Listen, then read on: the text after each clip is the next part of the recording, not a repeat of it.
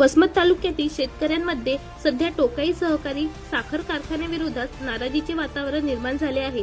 महाराष्ट्र नवनिर्माण सेनेच्या वतीने या संदर्भात नांदेड येथील साखर विभाग यांना उपविभागीय जिल्हाधिकारी वसमत यांच्या मार्फत निवेदन देण्यात आले। माहितीनुसार टोकाई सहकारी साखर कारखाना येथे 2025-26 हंगामात शेतकऱ्यांचा ऊस गाळपासाठी नेण्यात आला, मात्र ऊस नेऊन 2 महिने उलटूनही अनेक शेतकऱ्यांना पहिली उचल आणि ऊसाचे बिल मिळालेले नाही, असा आरोप करण्यात आला आहे।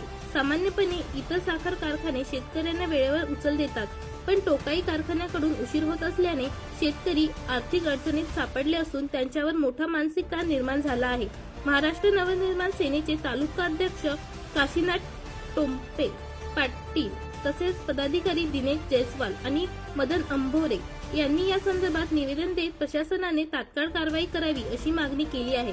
जर शेतकऱ्यांना लवकरात लवकर ऊसाचे बिल आणि पहिली उचल दिली नाही तर शेतकऱ्यासोबत मनसे सुद्धा तीव्र आंदोलन करण्यात येईल, असा इशाराही देण्यात आला आहे। आता प्रशासन आणि कारखाना व्यवस्थापन यावर काय निर्णय घेते याकडे सर्व शेतकऱ्यांचे लक्ष लागले आहे।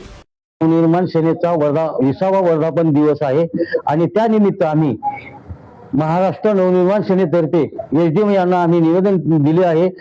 जे शुगर फॅक्टरी आहे आपली टोकाईची, त्या टोकाईच्या कारखान्यावर 3 महिने झाले ऊस जाऊन शेतकऱ्याचे अजून पण बिल आलेले नाहीत आणि शेतकरी आर्थिक अडचणीत सापडलेला आहे। कोणाचे लग्न आहेत, कोणाचे उदरनिर्वाहासाठी पैसे आहेत आणि शेतकरी आत्महत्या करतील जर हे बिल नाही भेटले तर। हे ताबडतोब बिल त्या प्रशासनानं, साखर प्रशासनानं द्यायला पाहिजे।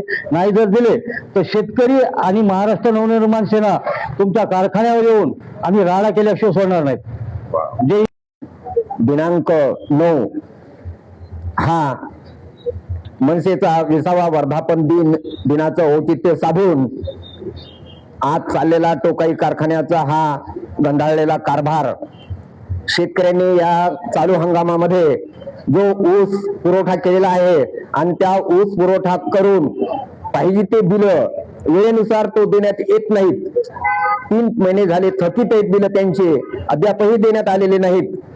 ते बिल शेतकऱ्यांना लवकरात लवकर देण्यात यावेत या संदर्भात आम्ही मनसे